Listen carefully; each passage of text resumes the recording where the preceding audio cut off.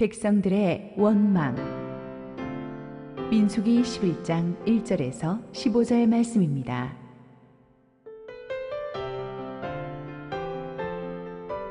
여호와께서 들으시기에 백성이 악한 말로 원망하매 여호와께서 들으시고 진노하사 여호와의 불을 그들 중에 붙여서 진영 끝을 사르게 하시매 백성이 모세에게 부르짖음으로 모세가 여호와께 기도하니 불이 꺼졌더라. 그곳 이름을 다베라라 불렀으니 이는 여호와의 불이 그들 중에 붙은 까닭이었더라. 그들 중에 섞여 사는 다른 인종들이 탐욕을 품음에 이스라엘 자손도 다시 울며 이르되 누가 우리에게 고기를 주어 먹게 하랴. 우리가 애굽에 있을 때에는 값없이 생선과 오이와 참외와 부추와 파와 마늘들을 먹은 것이 생각나거늘 이제는 우리의 기력이 다하여 이 만나 외에는 보이는 것이 아무것도 없도다 하니 만나는 가시와 같고 모양은 진주와 같은 것이라. 백성이 두루 다니며 그것을 거두어 맷돌에 갈기도 하며 절구에 찢기도 하고 가마에 삶기도 하여 과자를 만들었으니 그 맛이 기름 섞은 과자 맛 같았더라. 밤에 이슬이 진영에 내릴 때에 만나도 함께 내렸더라. 백성의 온 종족들이 각기 자기 장막문에서 우는 것을 모세가 들으니라. 이러므로 여호와의 진노가 심히 크고 모세도 기뻐하지 아니하여 모세가 여호와께 여짜오되 어찌하여 주께서 종을 괴롭게 하시나이까. 어찌하여 내게 주의 목전에서 은혜를 입게 아니하시고 이 모든 백성을 내게 맡기사 내가 그 짐을 지게 하시나이까. 이 모든 백성을 내가 배웠나이까. 내가 그들을 낳았나이까. 어찌 주께서 내게 양육하는 아버지가 젖먹는 아이를 품듯 그들을 품에 품고 주께서 그들의 열조에게 맹세하신 땅으로 가라 하시나이까. 이 모든 백성에게 줄 고기를 내가 어디서 얻으리이까. 그들이 나를 향하여 울며 이르되 우리에게 고기를 주어 먹게 하라 하온즉 책임이 심히 중하여 나 혼자는 이 모든 백성을 감당할 수 없나이다. 주께서 내게 이같이 행하실진대 구하옵나니 내게 은혜를 베푸사 즉시 나를 죽여 내가 고난당함을 내가 보지 않게 하옵소서.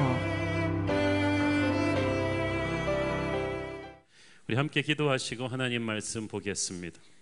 사랑의 주님, 은혜를 감사합니다. 오늘도 주님 앞에 은혜를 갈구하며 서 있는 우리들 축복을 주시고 하늘의 말씀을 들려주시고 부족한 죄인은 온전히 주님의 뒤에 감춰 주시옵소서. 예수님 이름으로 기도했습니다. 아멘. 현대인들의 가장 큰 문제 중에 하나는 만족을 모른다는 것입니다. 우리가 보통 보면 어렵다, 힘들다는 말을 그냥 입에 달고 사는 경우가 많습니다. 그러나 그것은 주관적인 느낌이고 객관적으로 지구촌에 있는 다른 사람들과 비교해 보면 정말 힘든 분들이 너무나 이 세계에는 많습니다. 우리가 냉장고에 음식을 넣고 먹으며 옷장에 옷이 있고 잠잘 수 있는 침대가 있고 피피할 수 있는 지붕이 있고 은행 계좌가 있고 초등학교 이상을 다녔으면 우리는 전체 세계 인구의 상위 25%에 들어간다고 합니다. 하루에 한국 돈 3,000원 미만으로 힘겹게 살아가는 사람들, 상하수도나 위생 설비 전혀 없이 사는 사람들이 전 세계 70억 인구의 절반이 넘습니다. 우리는 나라 욕 많이 하지만 저는 그런 분들에게 꼭 휴가를 맞아서 제3국을 열심히 다녀보시고 마음에 드는 나라가 있으면 그냥 주저앉으시기를 바랍니다. 그런데 요즘은 제가 이번에 미국에 갔다 와서도 느낀 건데요, 미국도 한국처럼 살기 좋지 않아요. 뉴욕이나 파리나 시카고 같은 세계 인류 도시를 가봐도 한국 서울 시내처럼 시내 한복판에서 밤에 강도 안 당하고 다닐 수 있는 도시가 없어요. 전 세계 어느 공항이 인천공항처럼 깨끗하고 빠르게 일을 처리하는지 저는 본 적이 없습니다. 그런데 우리가 이렇게 잘 살게 되었는데 우리들의 얼굴에는 차가움이 있고 피곤함이 있고 불평과 분노가 가득 차 있습니다. 근데 참 희한합니다. 선진국으로 갈수록 우울증, 불면증이 높아서 세계에서 가장 잘 산다고 하는 스위스도요, 유럽의 이시 국가들 중에서 할 수 있으면 다른 나라로 이민 가고 싶다는 비율 넘버 원이 스위스예요. 이해가 가지 않죠. 그렇게 좋은 나라에 살면서. 그런데 세계에서 나는 제일 행복하다고 느끼는 사람들이 가장 많은 나라가 방글라데시. 홍수나 태풍 때 국가 재해시설 부족으로 막 수만 명씩 죽는 그런 나라인데도 자기가 행복하다는 거예요. 내가 누리는 행복과 느끼는 행복은 다릅니다. 세상을 지배하는 영은 끊임없이 우리에게 불만족을 불어넣습니다. 그래서 집도 차도 옷도 새 것으로 바꾸어야 행복할 수 있다고 자꾸 우리를 꼬드깁니다. 경영학에서는 이것을 마케팅이라고 합니다. 그러나 그것은 불만족의 영이에요. 그러나 가지면 좋은 건 잠깐이고 금방 또 실증을 느끼고 허물을 느끼고 그러면 불평불만이 계속 커지게 됩니다. 문제는 하나님의 백성들도 이런 세상에 살다 보니까 쉽게 세상의 영, 불만족의 영에 물들어서 자꾸 하나님의 길을 가면서도 불평불만하면서 간다는 거예요. 하나님이 내시는 길을 세상의 습관을 가지고 불평과 원망을 하면서 가면 재앙이 옵니다. 이것은 하나님의 위대한 비전이 이루어지는 것을 막는 걸림돌이 되는 것입니다. 오늘의 본문이 바로 그 비극의 시작이었습니다. 1절 읽습니다. 여호와께서 들으시기에 백성이 악한 말로 원망하며 여호와께서 들으시고 진노하사 여호와의 불을 그들 중에 붙여서 진영 끝을 사르게 하시매. 이때가 언제냐 하면 시내산에서 대열을 정비하고 광야길을 떠난 지 겨우 사흘 되었을 때입니다. 성경은 정확하게 이스라엘 사람들이 왜 불평불만을 단 사흘 만에 이렇게 토로하게 되었는지 설명해 주질 않습니다. 한국어 성경에서는 악한 말로 원망했다고 되어 있는데 영어 성경에는 They complained about their hardships. 어려움에 대해서 불평들을 했다고 되어 있습니다. 광야 행군하면서 힘들었겠죠. 그러니까 막 불평불만을 터뜨렸는데 한국어 성경에서는 악한 말로 원망했다고 번역했어요. 정말 그래 여러분, 불평불만하면서 부드럽고 친절하고 따뜻한 말로 불평불만하는 사람 보셨어요? 대부분 사납게 말합니다. 무례하게 말합니다. 거칠게 말합니다. 불평과 원망은 우리의 태도도 그렇게 바꿔놓는 거예요. 광야 생활이 물론 쉽지는 않았겠죠. 그렇지만 그들을 끔찍하게 짓눌렸던 400년 노예 생활에 비교하겠습니까? 신앙생활의 가장 무서운 질병 중에 하나가 불평과 원망입니다. 근데 문제는 1절에 보니까 여호와께서 들으시기에 in the hearing of the Lord, 주님께서 듣고 있는데 계속 말했다는 거예요. 여러분, 이들이 말하는 불평, 불만이요, 이들은 하나님이 안 듣고 계시다고 생각했습니다. 그래서 항상 이렇게 남에 대해서 나쁜 말 할 때 뒤에서 군시렁 하잖아요. 그러나 하나님 앞에서는 그렇게 할 수가 없어요. 하나님은 여러분이 속삭이는 말도 메가폰 잡고 하는 말처럼 정확하게 들으시기 때문이에요. 특별히 하나님의 자녀들의 입에서 나오는 말을 하나님은 굉장히 중요하게 보십니다. 왜냐하면 우리에게는 하나님께서 입술의 권세를 담아주셨거든요. 믿음의 언어를 우리가 말하면 하나님께서 우리의 삶에 기적을 행하실 것입니다. 그러나 불평과 원망의 말을 장난으로라도 내뱉으면 그 말을 통해 우리의 인생은 황폐해질 것입니다. 하나님의 자녀는 반드시 입술의 열매를 추수하게 될 것입니다. 우리가 이걸 알고 말을 해야 돼요. 특히 히브리어 원문에 보면은 그들이 원망하는 자들이 되었다고 했어요. 그 어떤 영어 성경에서는 habitual complainers, 습관적인 불평분자들이 되었다는 거예요. 불평과 원망을 자꾸 하다 보니까 이게 체질이 된 거예요. 왜 이렇게 체질이 됐냐면 이게 첫 번째가 아니었다는 거예요. 홍해를 탈출하고 나서 3일 만에 출애굽기 15장 16장을 보면 기억하십니까? 마라의 쓴물 때문에 이스라엘 사람들이 불평과 원망을 한 게 첫 번째였어요. 그 다음에 광야에서 먹을 게 없다고 또 불평과 원망을 한 게 두 번째였어요. 그때 상황은 하나님의 손에 의해서 기적이 일어나서 수습은 되었지만 그들이 시작한 불평과 원망의 습관은 그때부터 남아 있었어요. 병든 싹을 처음에 자르지 못했어요. 그래서 나쁜 습관을 고치지 않고 놔뒀더니 이게 두고 남아서 이제 결정적인 때에 참 큰 폭탄이 되어서 터져버렸습니다. 여호와께서 들으시고 진노하셨다고 했어요. 여러분, 성경에서 하나님을 진노하게 하는 거 몇 번 안 됩니다. 하나님은 자비로우신 분이기 때문에 잘 화내시지 않아요. 그렇지만 하나님을 화내시게 하는 게 몇 번 있어요. 우상 숭배하거나 끊임없이 불순종하거나 불평과 원망을 하거나. 왜냐하면 하나님이 자녀들의 입술의 권세를 통해서 감사와 찬양의 언어를 통해 하나님은 마귀를 내쫓으시고 기적을 이루어 가시는데, 반대로 그 입술을 잘못 사용해서 불평과 원망을 하면요, 다른 사람에게 상처를 주고 마귀가 침공에 들어올 수 있는 교두보를 제공하며 하나님의 공동체를 흔들리게 할 수 있다는 거예요. 그래서 불평과 원망, 우리는 뭐 말도 못하냐? 말도 못하세요. 왜냐하면 하나님의 자녀의 입술은 장난으로 말해도요, 거기에 권세가 있다는 거예요. 영적 전쟁이에요. 하나님은 그래서 하나님의 자녀들이 말을 많이 안 하게 하셨어요. 말을 많이 하다 보면 우둔한 말을 하고 불평과 원망을 쏟아내거든요.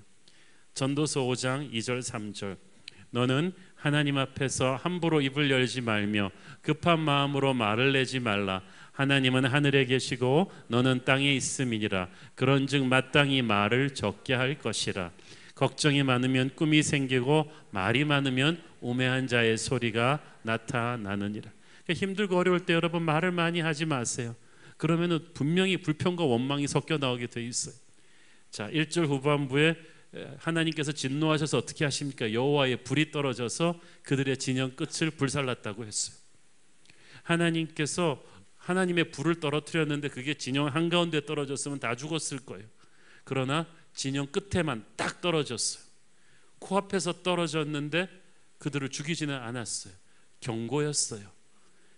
자, 여러분, 이때까지 하나님의 불은 그들을 인도하고 보호했던 구름기둥, 불기둥이었는데 그들이 불평과 원망으로 들어가니까 그 축복의 불이 심판의 불로, 경고의 불로 그들에게 다가왔습니다. 불평과 원망은 작은 일이 아닌 것이 여러분을 향해 흘러오는 하나님의 복을 심판으로 바꾸어버려요. 누구도 그걸 원하지는 않죠. 고린도전서 10장 10절, 그들 가운데 어떤 사람들이 원망하다가 멸망시키는 자에게 멸망하였나니 너희는 그들과 같이 원망하지 말라. 자, 여러분, 제가 이거 중요한 거를 성경 그대로 알려드릴게요. 원망하지 마십시오. 불평과 원망의 언어를 습관처럼 만약에 은근히 하시고 계신 분이 있다면 지금 이 순간부터 끊기를 바랍니다. 제가 여러분한테 큰 선물 드린 거예요. 운명이 바뀔 것입니다. 마귀가 물러갈 거예요. 그렇지 않으면 여러분과 여러분 가문의 운명은 끝없이 나락으로 떨어지게 될 거예요. 여러분이 복받는 인생을 살기 원합니까? 불평과 원망의 언어를 끊어버리십시오. 여러분의 가정이 믿음의 축복의 가문이 되기를 원하십니까? 불평의 언어를 부모들부터 끊어버리고 감사와 찬양의 언어를 연습하십시오. 여러분의 가정의 운명이 바뀔 것입니다. 특별히 하나님의 일을 하시면서 불평, 불만하는 말을 하지 마세요. 교회에서 보면 참 안타깝습니다. 그렇게 교회를 많이 하시면서 말로 닦아먹어요. 왜냐하면 뒤에서 자꾸 군시렁 하면서 이 교회에서는 사람이 없나, 나만 시켜요. 군시렁. 나도 남들처럼 한참 잠자고 3부 4부 섬기고 싶은데 나만 1부 예배 나오래. 군시렁. 그것은 여러분이 하나님의 마음을 슬프게 하고 마귀를 춤추게 하며 여러분을 향해서 역사하시고자 하는 하나님의 놀라운 기적을 여러분이 말로 다 끊어버리는 거예요. 하나님의 일을 할 때 기쁘고 감사하면서 해야 하나님이 영광 받으시고 사람들이 은혜를 받아요. 빌립보서 2장 14절 15절, 모든 일을 원망과 시비가 없이 하라. 이는 너희가 흠이 없고 순전하여 어그러지고 거스리는 세대 가운데서 하나님의 흠 없는 자녀로 세상에서 그들 가운데 빛들로 나타나며, 이 불평과 원망이 가득한 세상에서 여러분이 원망과 시비가 없이 하나님의 일을 해야 세상을 비추는 빛이 될 수 있다는 거예요. 자, 2절을 계속해서 읽습니다. 백성이 모세에게 부르짖음으로 모세가 여호와께 기도하니 불이 꺼졌더라. 이들도 그냥 너무나 놀래가지고 모세한테 살려달라고 부르짖으니까 모세가 기도해서 불이 꺼집니다. 영적 지도자가 기도해야 사태가 수습이 돼요.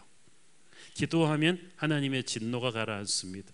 기도하니까 불이 꺼졌다는 것은 이 불이 그들을 죽이려는 심판의 불이 아니라 그들을 가르치려는 하나님의 경고의 메시지였다는 것을 알려주죠.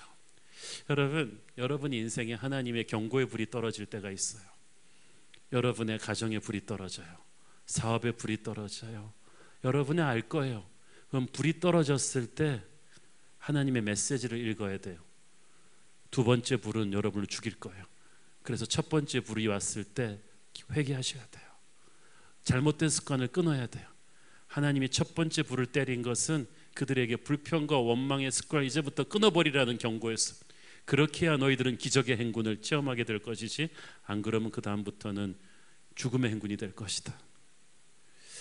그런데 그들은 이 메시지를 배우지 못했습니다.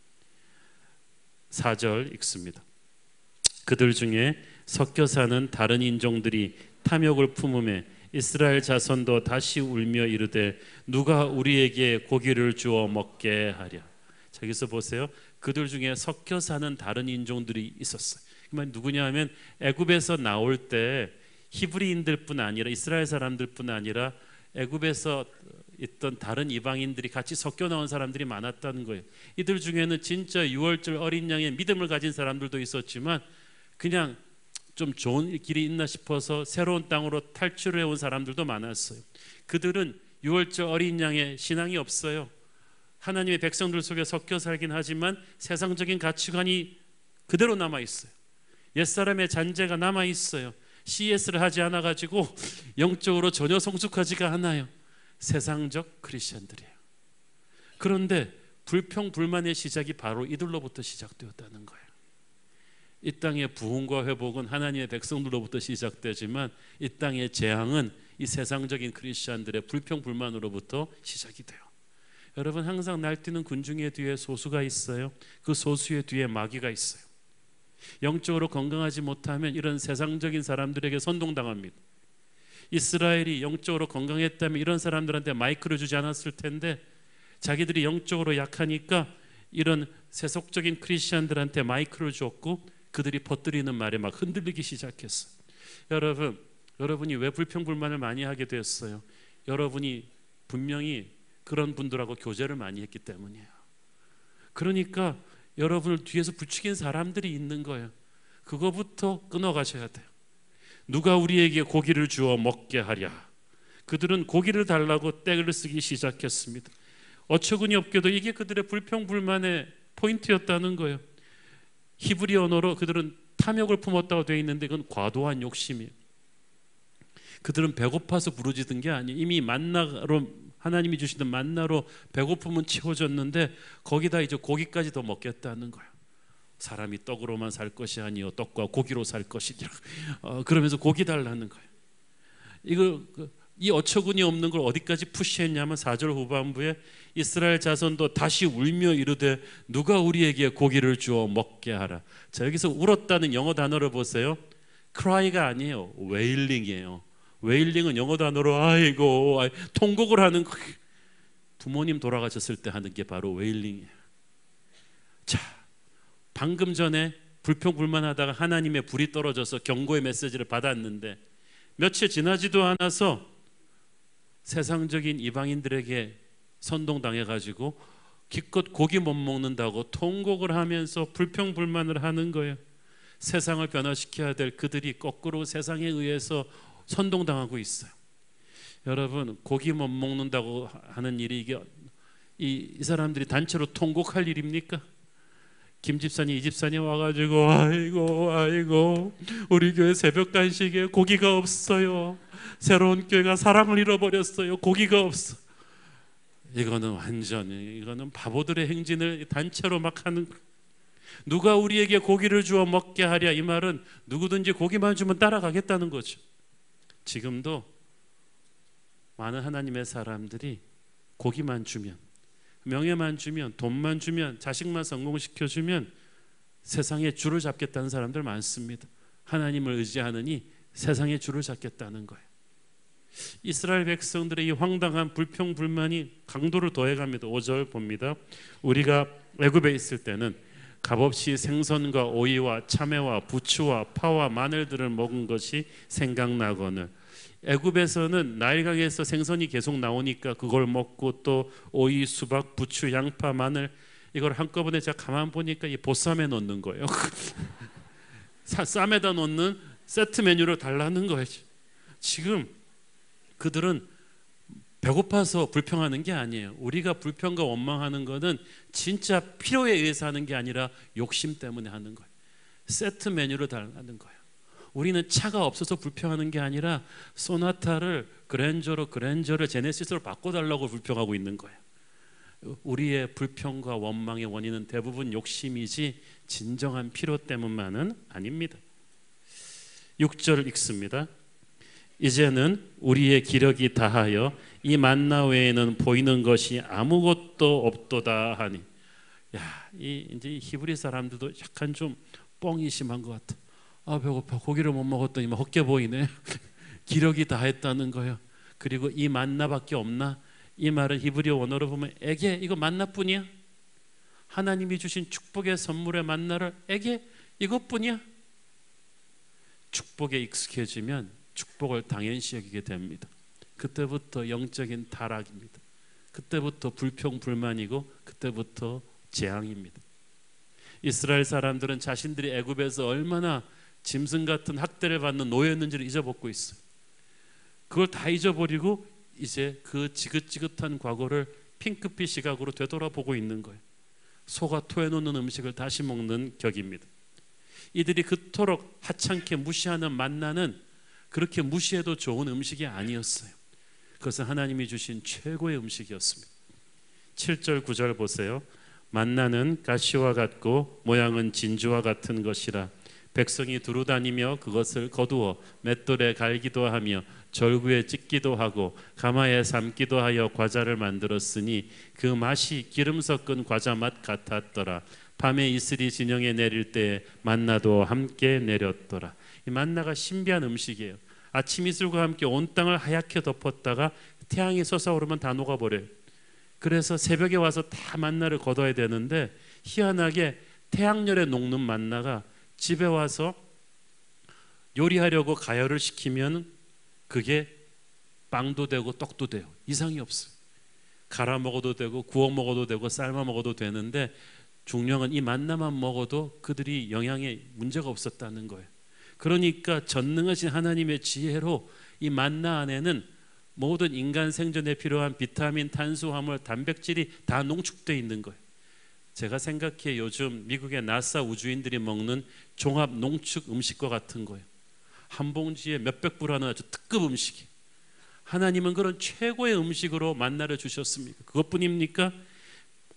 식당 해보신 분들은 알겠지만 음식은 보관과 수송이 너무나 중요합니다. 그래서 딱 냉장고에 또는 냉동실에 잘 신선하게 보관을 해야 되는데 이 수백만 이스라엘 백성들에게 먹일 음식을 광야를 이동하면서 하늘의 이동식 냉장고에서 날마다 신선한 상태로 내려줬어요. 와, 이거는 정말 그러므로 만나는 하나님이 주신 최고의 선물이에요. 자, 여러분 따라하세요. 하나님은 우리에게 항상 최고를 주신다. 최고만 주신다. 이걸 여러분 믿어 의심치 마십시오. 이걸 1%라도 의심하는 순간부터 마귀한테 걸려서 불평과 원망이 나가게 되는 거예요. 이 특급 음식을 모르고 이집트의 최하위 천문들도 먹는 그런 음식을 그리워하고 있다니까. 그러면서 하나님을 원망하니 이게 기가 찰 일이죠. 다른 음식을 구하는 이들은 다른 은혜를 구하는 이들이에요. 불량식품이 아무리 맛있다곤 하나 그것은 우리의 입맛을 돋구기 위한 유해물로 가득 차서 그건 조미료로 그냥 버무린 거예요. 설탕으로 버무린 거예요. 그래서 맛있는 거예요. 그러나 엄마가 주는 음식은 그렇게 조미료로 버무리지 않았어요. 설탕으로 그렇게 버무리지 않았어요. 그렇지만 안전해요. 영원한 축복, 안전한 축복, 건강한 축복은 오직 하나님이 주시는 만나에만 있습니다. 다른 사람의 손을 통해서 오는 축복을 그리워하지 마십시오. 그때부터는 불평과 원망이 싹트게 돼요. 이게 이제 어떻게 발전합니까? 10절 백성의 온 종족들이 각기 자기 장막문에서 우는 것을 모세가 들으니라. 이러므로 여호와의 진노가 심히 크고 모세도 기뻐하지 아니하여. 이 아무것도 아닌 일을 가지고 이제 200만이 전부 다 각자 장막에 앉아서 그냥 통곡을 하는 거예요.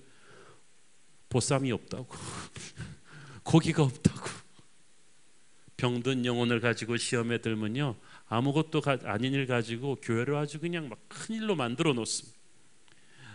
모세 들으라고, 하나님 들으라고 시위하는 거예요. 하나님께서 진노하셨어요. 그 진노가 심히 컸어요. 왜냐하면 얼마 전에 경고의 불을 줬는데도, 다베라에서 경고의 불을 줘서 불평과 원망하지 말라 한 지 얼마 되지도 않았는데 금방 또 아무것도 아닌 일을 가지고 이렇게 하니까 하나님이 너무 화가 나셨어요. 첫 번째 경고를 알아듣지 못하면 두 번째는 심판이거든요. 하나님의 진노를 느끼면서 모세도 너무 속이 상했어요. 모세가요, 이때까지만 해도 잘 버텼어요. 여러 가지 위기들이 있었지만, 왜냐하면 모세는 애굽의 왕자 출신이면서도 애굽을 그리워하지 않고 하나님의 종으로 이 백성을 이끄는 이 사명을 아주 중요하게 생각한 사람이에요. 소명의식이 투철한 사람이었습니다. 히브리서에서는 그를 뭐라고 합니까?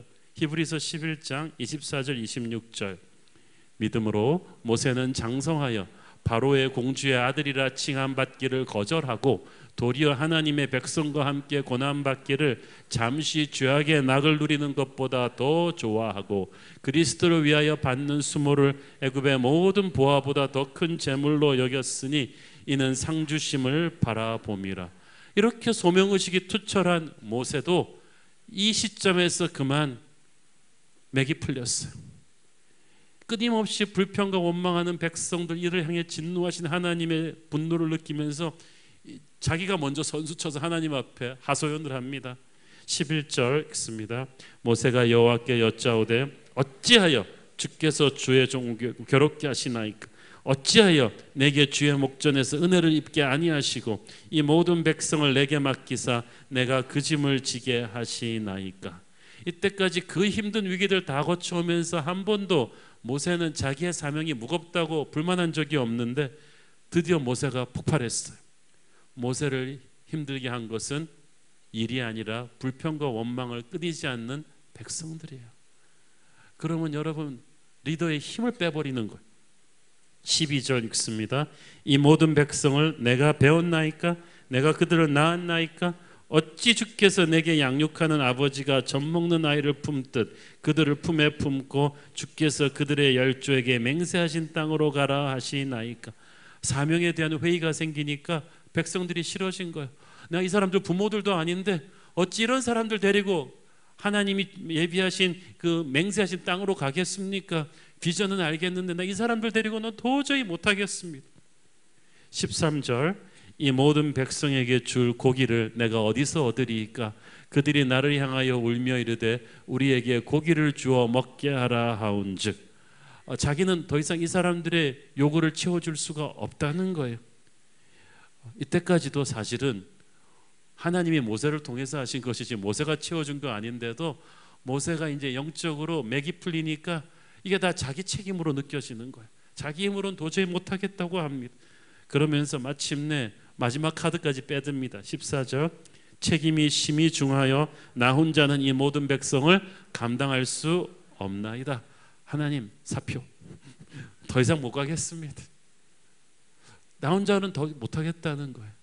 자, 여러분, 영적인 리더가 시험에 들었을 때는요, 자기가 혼자라는 느낌이 듭니다. 그가 영적으로 건강할 때는 자기 뒤에 하나님이 역사하시고 있다는 걸 느끼지만 영적으로 탈진이 되면 이게 나 혼자 다 해야 되나? 나는 도저히 못하겠다는 구세주 신드롬에 빠지게 돼요. 15절 읽습니다.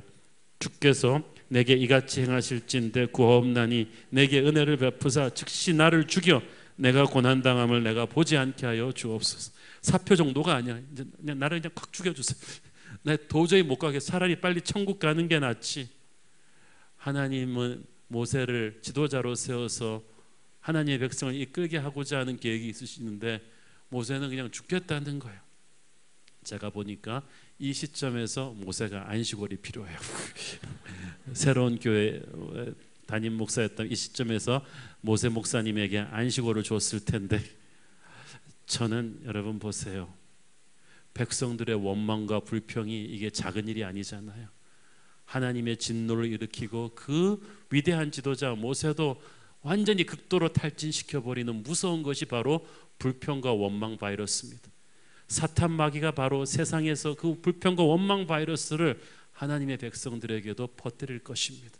그래서 오늘의 본문을 타산지석으로 삼아 우리가 가져야 될 자세 세 가지를 여러분에게 알려드리고자 합니다. 첫째는 만족을 배워야 합니다. 만족은 소유에서 오는 것이 아니라 하나님은 내 안에 모심으로써 옵니다. 시편 23편 1절 여호와는 나의 목자시니 내게 부족함이 없으리로다. 우리는 내가 원하는 것 그거 기도 제목을 받으면 부족함이 없을 거라고 생각하는데 그렇지 않아요. 여러분이 원하는 차를 사도 부족함을 또 느낄 거예요. 여러분이 원하는 대학에 가도 그 직장에 들어가도 부족함은 또 올 거예요. 우리의 만족은 내가 원하는 걸 얻는 데서 오는 것이 아니라 여호와가 나의 목자라는 것을 완전히 인식하는 데서 옵니다. 그가 나를 먹이시고 지키시고 인도하실 것입니다. 그러므로 욕심을 내려면 육의 욕심이 아닌 영적인 욕심을 내십시오. 더 큰 은혜를 받겠다는 욕심을 내세요. 더 좋은 차, 더 좋은 집이 아니라 더 큰 은혜를 갈망하십시오.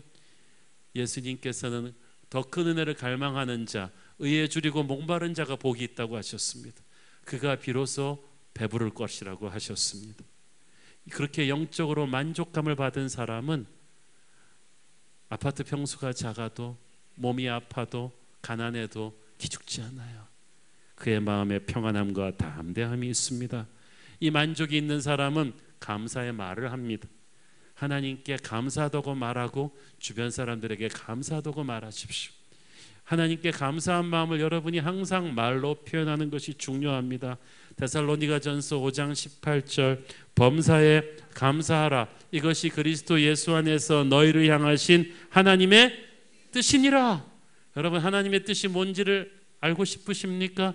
범사의 모든 상황 속에서 감사를 표현하십시오. 그러면 하나님의 축복이 여러분에게 임할 거예요. 가난하고 힘들고 병든 사람에게도 그 모든 상황의 불평과 원망 대신 감사와 찬양으로 바꾸면 여러분에게 하나님의 역사가 이루어질 것입니다. 둘째는 믿음이에요. 불평과 원망은 하나님께 대한 불신에서부터 비롯돼요. 하나님이 나를 도와주실 수 있는 힘이 있을까? 하나님이 힘이 있다들 나를 사랑하실까? 하나님이 나를 약속의 땅으로 이끌어 가실까? 이 불투명한 미래 속에서 이 모든 것은 마귀가 불어넣는 의심 바이러스예요. 그걸 끊어버리고 하나님을 믿으세요. 그래야 작은 문제에 예민 반응하지 않게 돼요. 하나님을 의심하면요 고기만 못 먹어도요 막 불평과 원망이 쏟아집니다. 믿음이 없이는 하나님을 기쁘시게 할 수가 없어요. 믿음은 아직 어둠 속을 지나고 있을 때 하나님을 신뢰하는 것입니다. 여러분 많이 힘들죠? 그렇지만 마라톤도 결승점에 거의 왔을 때가 제일 힘든 거예요.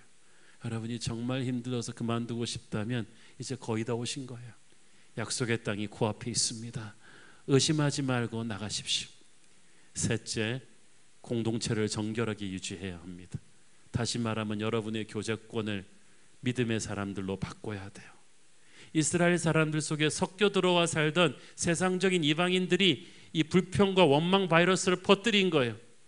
여러분이 영적으로 건강하지 못하면 적어도 그래도 영적으로 괜찮은 사람들과 어울리셔야 돼요.